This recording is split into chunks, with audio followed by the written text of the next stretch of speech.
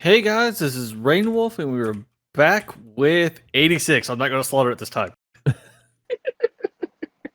Hey guys, Kirido Silverheart here. And Asuna Silverheart. And this is Lyria. So we are going off of episode 5, and I would like to give some credit for some new subscribers we got this past week. Yeah, big shout out to Claudia Benavides, House of M, and Kazander 1985. Thanks for joining us, guys. So we first start off the crash where Lena with her father, and she is the only one surviving there. There is a mech from the Republic, or not Republic, the Empire. She about to get shot, and then a Juggernaut. And the funny thing is, the emblem that's on the side of it, it is not a Dullahan. I didn't catch that. It's a I very didn't notice that slight. one. You really had to be paying attention when the little marker on the side of the unit. So by the looks of yeah, it is actually. So by the looks of it, Shin. No, Wolf. It is a Dullahan. It looks like no. It's actual armor with a red cloak. Oh yeah, it's not a shovel and no head. Okay, so yeah, it's just very thin armor. They look very similar. They do. Sorry to burst your bubble. I was kind of having a hopeful of, oh, he has his brother's unit now, even though he's probably wrecked that unit a number of times. God, yeah. So he comes in, the shooting protest, takes out the unit, then he grabs Lena. And this is where we also find out the words that were told to her a while back and what I can't remember Dullahan's actual name because he's only been just call him Ray. Ray was his name. Ray. It's pronounced Ray. Ray. Okay, yeah. So I thought. It's like she's scared. He's already made the call to go return to base. He offers her chocolate to try to cheer her up out of the situation that's happened. And he talks a little bit about his brother as well. This whole situation. Yeah, he mentions that he has a brother that's about her age, and it was really sad. It was kind of sad. It was a sad moment. And like you said, she did mention that whole speech that she had given a few episodes back where she was talking, where he talked, even though I'm out here fighting and even though you're doing horrible things to the 86, I don't hate you. I don't hate you because he felt like it was his job, I'm This is the a country I was born soldier. in. Yeah. This is my home. Yeah. And how much of it he was playing on for her because she's just this young, scared child, and how much of it's true is to be, that's one of those things. But it did sound very sincere. Yeah, I was going to say, I'll be honest. I think he's actually very sincere about this. He does give those expressions of sincerity. He doesn't really give off a vibe of... Yeah, no. He seemed very sincere about it. So as we're moving on, the discussion is like, this intro is kind of a little hard because it's more of just a discussion and there's really not a lot of detail. It's more of Ren's side of perspective of things. And then we jump into Lena. She's still at the graveyard. This is what I'm going to call it or the memorial. At first, when this whole conversation was going on, I was like, is she going to take something out and just carve his day because she finds out that he's actually died in this moment. Yeah, she asked him where he's at and tells her he died 5 years ago. And yeah, it was a little somber. It was odd though. Yeah, because she's like because when he brings up the moment that he's been dead for 5 years, she also asks like his body. Yeah, but yeah, because he's asking, he's like, he's talking, he's like, well, I'm going to tell you, what I was going to do after, find my brother. And that's when she asked, like, his body, and he said no. And it makes sense later. Yes. What he's talking about, it makes a ton of sense later. At that particular moment, I thought maybe he was going to find my first thought was his mech. I said he wants to find his brother's mech and take his nameplate, because he has that collection of those people he carries with him. And that was my first thought. The way they animated the moment till he actually said no really added a really deep effect to it. Okay, I'm just going to say I watched this episode already knowing what was going to happen later, which we'll discuss later. And so I'm like screaming, like, because I know it's coming. And I'm like, oh. I knew what was about to go down. Oh, yeah. Oh god, I was waiting for Saturday. I was like, oh my god, they have to watch. I'm like, it's happening, it's coming. I'm like, oh god. So it jumps into the opening, and after the opening, we have Lena now sitting with her friend once again. It looks like they kind of have made up. She's eating a strawberry shortcake by the looks of it. Yeah, she actually saw her friend. They were in uniform when they were actually headed. And yeah, it seems like they've made a bit of amends. Like this is it feels like they've had this fight before. This is a dance they've done where her friend's like, "Why do you care? Why is This honestly feels like a daily thing between the two of It them. really does." Agreed. And then she rings up, "Have you found a dress yet for the ball that's coming up?" What was the name of the festival? The Revolution The Festival. Revolution Festival. Lena's against it. She wasn't about go. She's like, do I have to do this? Like, do I have to go to this thing? She's not. She's not about it. She's still she's disillusioned. Like, there's a war going on. She doesn't see a need in all this. She's not about it. And I find it funny also that her team has posted every contestant she has had dating wise, and then now the current last one. Yeah, her friends. Yeah, she had. Wasn't that like a? It was bad. It was really bad. Yeah, the current quote unquote suitor Yep. for Annette, is 5 years old. Yeah, he's like a And She's toddler. not Annette having literally any calls of it. Yeah, Annette calls it out. She was like, they literally want my family's fortune. That's it. Mm-hmm. But something interesting I noticed in this scene is the coffee mugs. They bunnies? Well, think about it. Lena is using a white one, and Annette's using a black one. And Yeah. I think it almost kind of reflects their personalities, because Lena has that, that hopeful mentality that we've talked about over the last several episodes. And Annette just seems such a down, dark person. Like, where she's just so... Optimist, and we have the pessimist.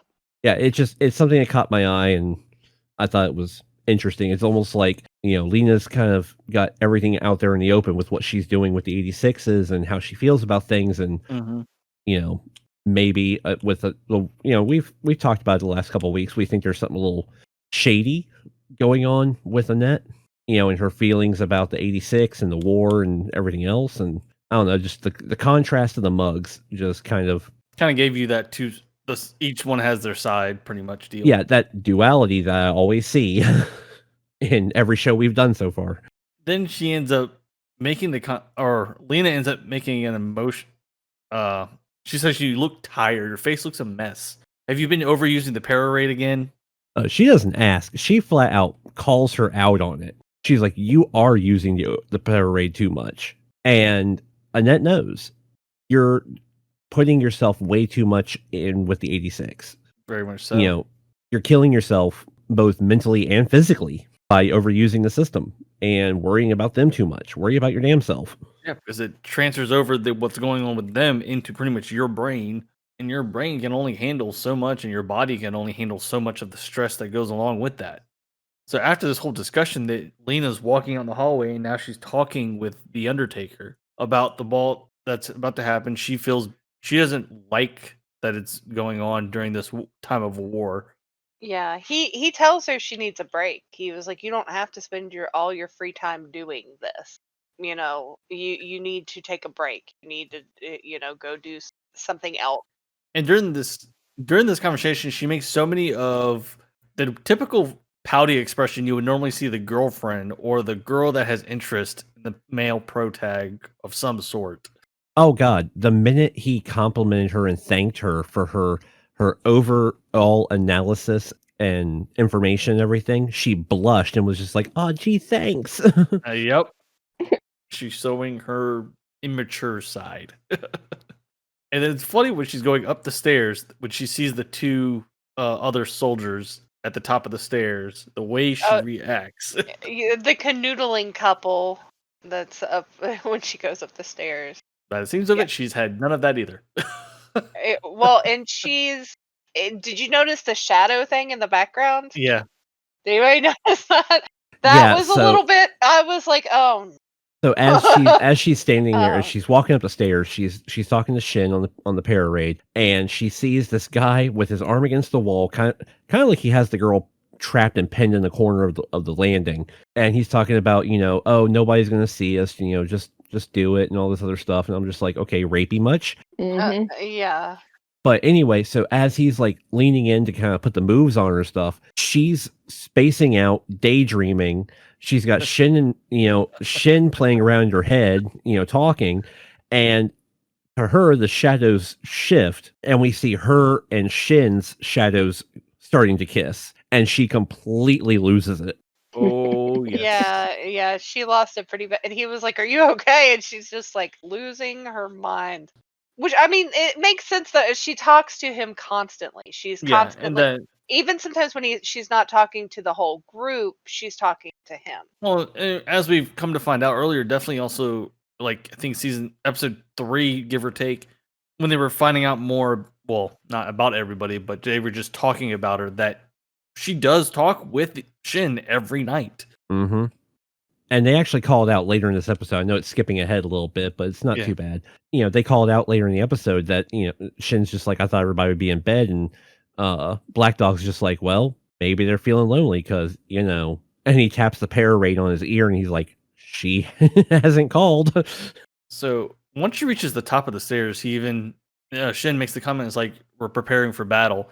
And then she's like, what? Oh yeah, just a heads up. Technically, he's been on watch this whole time, but she's also fussing at him for being. It's like, how are you on watch? She did not fuss He at was him. he Yeah, was not no, on watch. He was not on watch. He was sitting in his room reading his book, messing with the cat.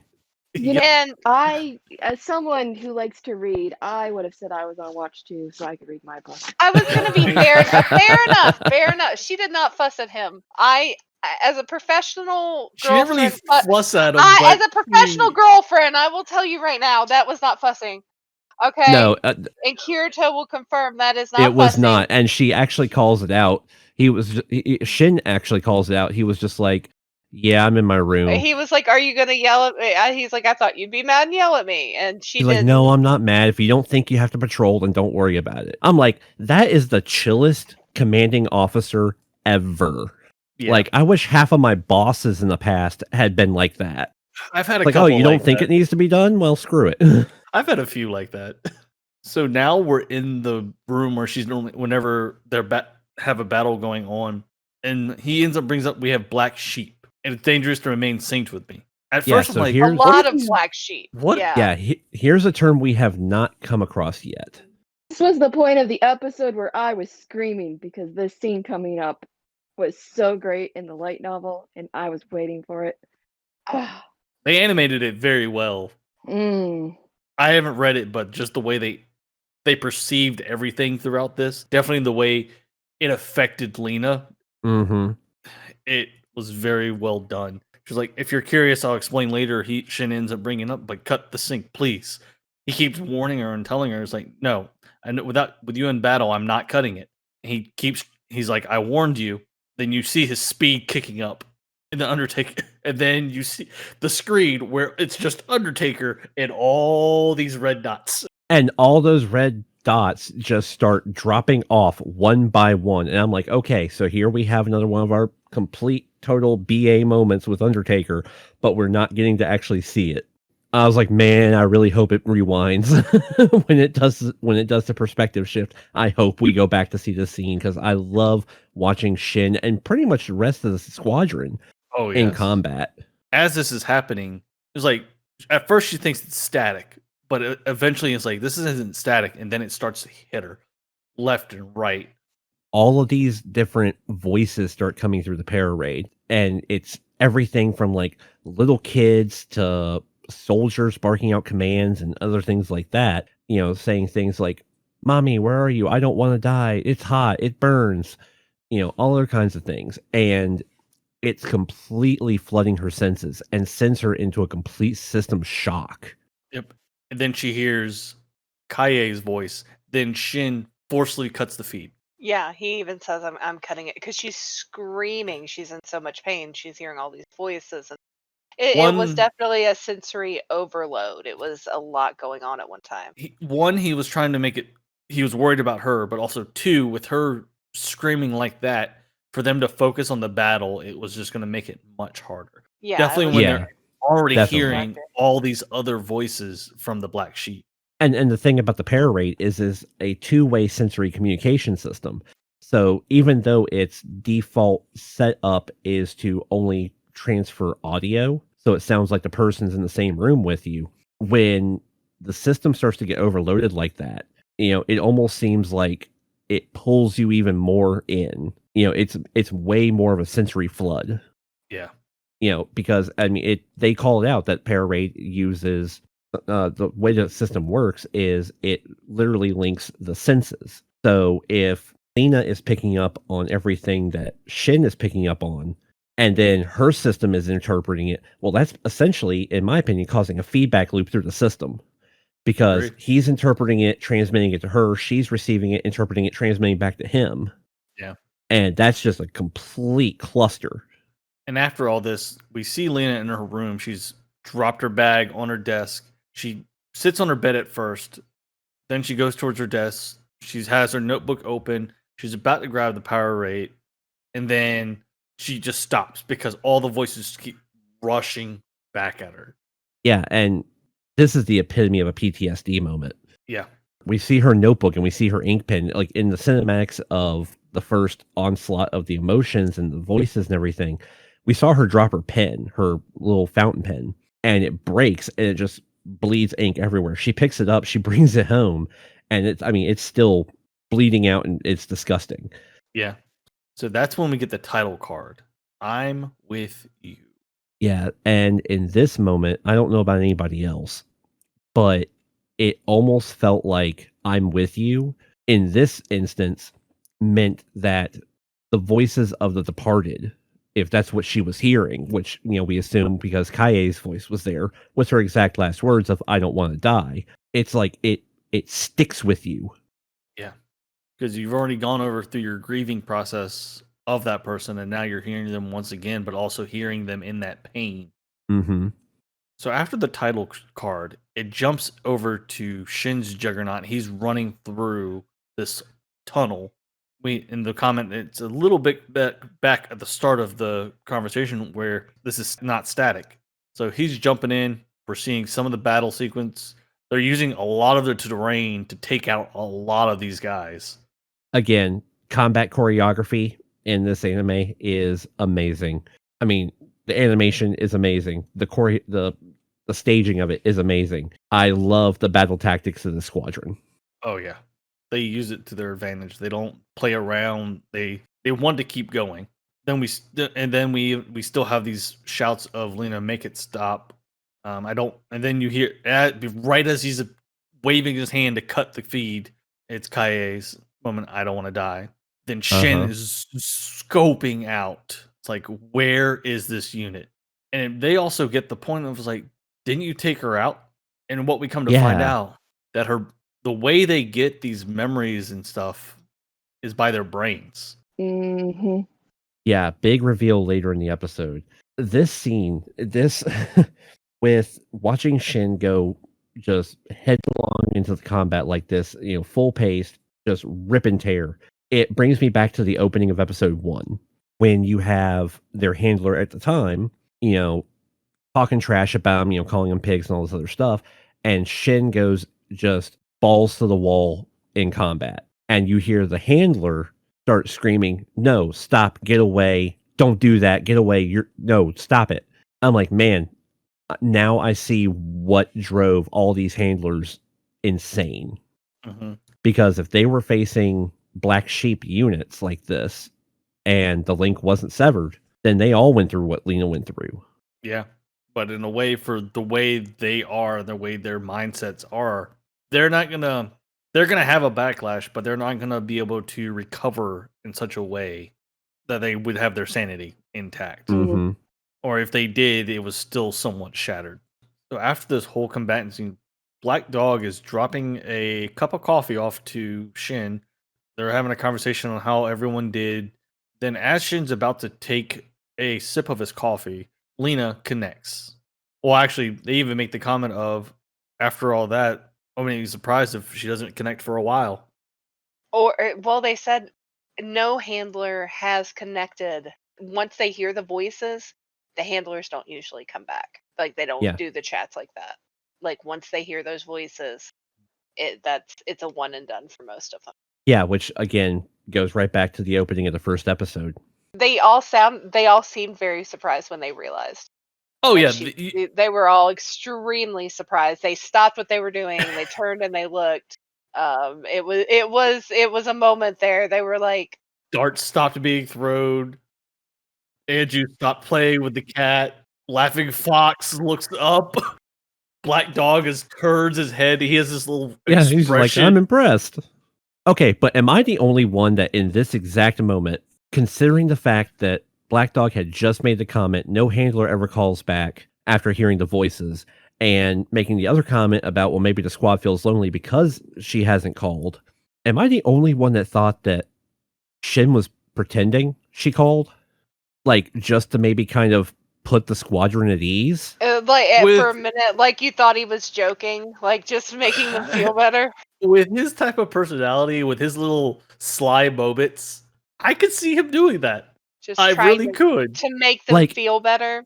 Yeah, with Shin, he's really hard to read sometimes. So I could see it both being in character and out of character, Yeah. because he doesn't really seem to be the one that kind of, crack a joke or fake something Yeah. like that. But at the same time, he's one of the people that cares the most about his squad.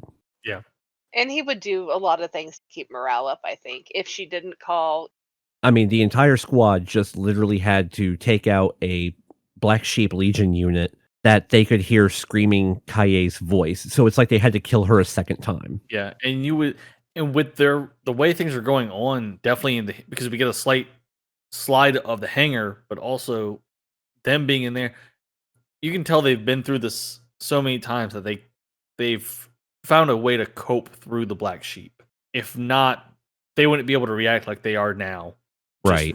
Sitting back in the space, the living space or meetings. The rec room, which totally didn't realize it the first time that we looked in that room, but they actually have a disco ball in there. Just random object that caught my attention. I was like, there's a freaking disco ball in there. That's okay, whatever. So as this is going, as Shin is actually explaining to Lena, it's like, I died almost. What are the words? I almost died in battle one time. Actually, in fact, I think I did die. And I think that's why I can hear them. But in this moment, we kind of brought this up outside of the podcast last week after recording. The scar on his neck. And it's an interesting one because the way we kind of had the discussion kind of came up in our after recording and everything last week because of an image I used for the backdrop. Kind of has actually it. we find out that what happened with that as well. We find that a little bit closer to the end. Yeah, that's our post-credit scene. Yeah, but like it does make sense. And he didn't say he almost died in battle. I don't think he did. I think he said I almost died once. I don't think he ever said battle. I could be mistaken. But no, actually, no. I'm sorry. He did say I almost died. Actually, I think I did die. he didn't specify how, when, or why. But that does fall back to what Rainwolf said, that about the scar on his neck. So I'm wondering if that is actually the moment, or if there is another time where he might have almost died. We come to find out he calls them Ghost. He's going into more. He finishes the book. Slowly, everybody's leaving the rec room. Then him and Lena are still having a discussion as he's walking down the hallway.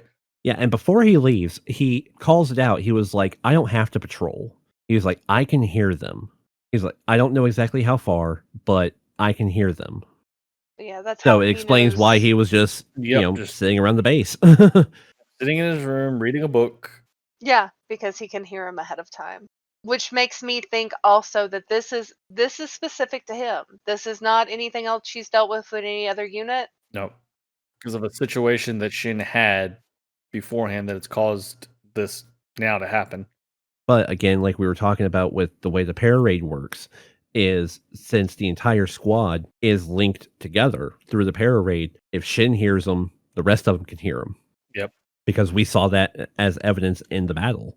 Mm-hmm. And as he's walking down the hallway to his room, he brings up the point where the commanders and everybody think they only have 2 more years left. But he's Yeah, bringing into perspective that this war is not almost over. Yeah, this scene is, I mean, granted, this is all exposition, this is all talking head here, but this scene is just the massive gut drop of the episode so Yeah, far. it was definitely the twist that, and it made suddenly made things a little bit more interesting. And how are things if Lena is able to bring this to their attention, but she probably won't for a while, but or even getting into They wouldn't listen to her anyway. Yeah. They don't take her seriously. Even though she's a major, they don't take her seriously at all. And at this point, especially where she's as far in as she's gotten with the 86, they're going to think she's just losing her mind. At this Yeah. point, they're just going to be like, you're hearing the voices of the dead again. It's something, you're losing it. They're not going to believe her if she were to come to them and say, no, the war's not almost over. And then explain it, because this sounds insane. Think about it. So they're taking the minds of the dead and using them to propagate other machines. I mean, they're using, and it's not even their minds, it's like the last memories they have. So it's using those things to power their machine, to make more. So, I mean, it sounds insane. But if they can do that, it's like he said, the war's not going to be over. And he keeps saying the black sheep are more common now than they used to They be. were, yeah. Yeah, and Lena argues, but the Legion's numbers have dropped to half of what they were over the last couple of years. He's like, yeah, that's because they're all in the back. They're outside the range. They're outside the zone. They're hanging back and building up forces, which, I mean, is smart. Essentially, that turns every single one of those variants of the original Legion into scavengers. Yeah. And she mentions, she's like, oh, they're not that smart. And he was like, you're mistaken. He was, you're wrong there. And I think it's one of those things. It's. He even makes the comment, we're all going to die. Yeah. He was like, and he's right too. He's also right in the fact that they are sending the 86 out there to fight these monsters, but now they're mostly children. They're young adults and children they're sending out to fight these monsters because they've already gone through the rest of the population. And they're more, no one else is having children because there aren't any people left. So they're not they're not supplementing their military. They're not building back numbers, and they're not going to be able to, because they're going to die. And he does. He says, we're all going to die. He's like, once they kill the 86, the Alba will have to fight. And they're not going to make it because they've been using other people. They're not. It's right not now happen. they have what they call their damaged brains. So far, they haven't been able to find really completely perfect brains. But also in this discussion, it really leans towards that the one brain they were able to get their hands on that's in great condition is a possible. And the way this conversation goes, definitely at the beginning, when Shin says, "I need to go find my brother," or not those words exactly, but in those terms. I have a feeling the Empire has his brother's brain that's intact. And that wouldn't surprise me at all, because throughout this conversation, not only is he talking about the black sheep, but he's talking about commander units, which are ones that have a higher intelligence level, which were essentially the brains or the minds taken from dead commanders from the 86 units. So now all of a sudden, Legion, Black Sheep, whatever you want to call them at this point, now they've got access to higher level processing that command minor level troops and minor level fleets from a much greater range and much greater distance. So it's like the Legion using an AI, it kind of goes back to that old argument about, what's going to kill us first, the zombie apocalypse or the AI uprising. This is essentially the AI uprising, because they started off as machines, but then they started to incorporate, bionics into it and biology into it, and they're learning and they're growing. This kind of, in this term, with brains being, I kind of find it funny, but it kind of makes me think of Doctor Who and the Daleks. Yes. Yes, or the Cybermen. I think the Cybermen would be a slightly better comparison because Yeah. it is essentially the brain that they focus on. Turned robotic. Yeah, and they encase it in a robotic shell and they neutralize emotional sectors and all this other thing. But yeah, so these commander units, they're way more powerful. They have a much bigger broadcast signal, and they're smart. They are wicked smart. They are.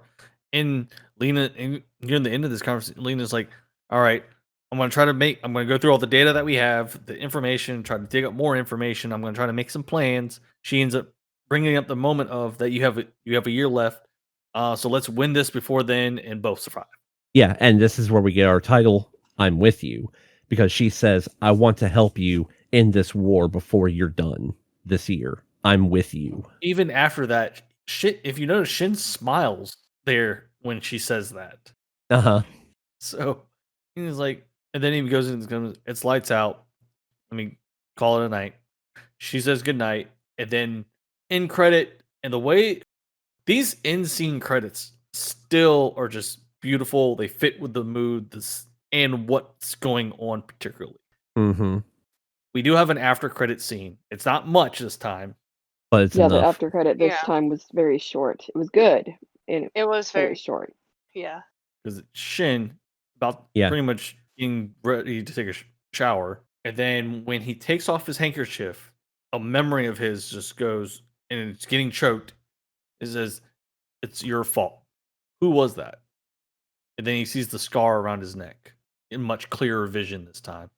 But there's also a smile across his face through to the end. And he makes the comment and says, I'll be going soon, brother. After that flashback, when he takes off the scarf, he has that flashback of being choked and a male screaming at him, it's your fault. And he looks in the mirror and touches it and gives that weird smile that we've seen several times so far and says, I'll be going soon, brother. What does that dude have going through his head? And it's kind of in a way, a suicidal mission, but also then again, with Lena now involved with his life, technically, she's probably going to whip him into shape, but I can see her doing that. Yeah, I'll be honest with you. It goes back to discussions that we've had before on and off air about what happens to the 86 after their 5 years. Yeah. Lena and everybody, is told that at the end of 5 years, they're released, they can rejoin the Republic. But let's face it, we haven't seen a single 86 anywhere in any of the Republic shots that we've seen. No. All been Aldas. Yep. So I think Shin realized, very early on that this is a suicide mission. This is literally we're lambs being led to the slaughter. We are, we're collateral damage. And I think given what we see in the scene, I hate to say it, but I think the choking incident may have something to do with his brother. That's what I'm leaning towards. I'm pretty certain. Yeah. Lyria knows a lot more. She's read read some of the books. Actually, okay, I know more too, but I wasn't going to say anything because I got threatened last week. Yeah. So, any last words for this episode? Because I know we covered this. There was a lot, but not a lot. This is one of those weird episodes where there was a lot of information, but not a lot to really discuss. Oh, I have a question. So, just from I guess you could say, moral or philosophical standpoint, which do you think is worse? What the Republic of San Magnolia does to the 86s, or what Legion is doing now? Well, the thing is, awful. Both of them are awful. It's both awful, but the thing is, for the Legion, they have no will of their own. They're pretty much not letting people to rest because they're pretty much taking them to do what they want, but even not letting their memories in peacefully. So I think in my opinion, the Legion is doing much worse because at least kind of my opinion on it too. With the Empire, you have the segregation and everything like that. You have the Alba in the capital, but you also have the 86, they're out there fighting and everything like that, but they still have freedom to some degree. It's it's a weird and hard one. I was gonna say the Legion. The only thing, they're machines. So like the only thing that they know to do is to make more. And I think it's all awful, just to be honest. But yeah, I think that the Alba have At least put the 86. They have put the 86 in this position. They Yeah. have put them out there to have this kind of thing happen. And their denial that anything else is going on or anything else is wrong, and their complete denial that in this like weird sunny rose glass perspective idea that they have going on, that the war will be over in 2 years, we don't have anything to worry about, everything's fine. They're in complete denial. Someone has to know this is going on. One of their higher ups has to know this is going on. And the way they're covering stuff up and the way they're acting, they know something's up, but they're Yeah. not wanting to admit to it. And I think that makes them much worse. I mean, they're propagating their own extinction at this point. Yeah. Honestly, yeah. Because the longer they let the war continue, and The more they have to worry the about. the longer, the more resources the Legion has to make more Black Sheep models. Yep. And who's to say that, okay, we've all seen it with AI in general, but I mean, just look at any of our sci-fi sources that we could quote here. Like we said, Doctor Who with the Cybermen, or even the Yeah. Daleks to a degree. The Matrix. Yeah. We Oh, saw gosh, things like this. I got so many Matrix vibes off of this. It's not This even was funny. it's definitely with the way this discussion went for this episode. It's really leaning more of a Matrix type of world. Hmm. Yeah, and I mean, at the time, I loved those movies Yeah. so much that I'm glad to see that type of thing come back. I think it's very topical to a degree, but at the same time, I like this particular spin on it. But there's no way to say that just because they are harvesting human brains of the deceased and using that last little bit of the mind and I guess like the bioelectric field of it to turn those brains into AI processors for the Black Sheep models, there's no way of saying that they won't just progress to salvaging humans in general. Yeah. And just having their own manned unmanned fleet. It's kind of like again, another sci-fi source, replicators from Yeah. Stargate SG-1. We saw them, they come in and they're like a cancerous plague of locusts. They come in, they snatch up all the resources and they put them to use for their own propagation and survival. Legion's doing the same thing at this point. So this is going to get real out of hand real quick. Yes. If what Shin has said is 100% to the degree that there are more Black Sheep than there are actual Legion models, yeah, this is going to get bad. So who wants to start a poll and predict that the end of the series is going to be Lena versus the Republic and Shin versus a Legionized version of his brother? Oh my. Because oh my god, with the way this was set up, I could see it happen. Yeah. Oh no. The setup's there. It is there. That's very dark. But this whole series has been dark. So yeah, that feels pretty spot on. We started it because it's a mech series and we wanted it, but it's like Evangelion level fuckery. So yeah. It's up Yeah. Yeah, this is what would happen if the Zero system from Gundam Wing went rogue, right? Oh no. God.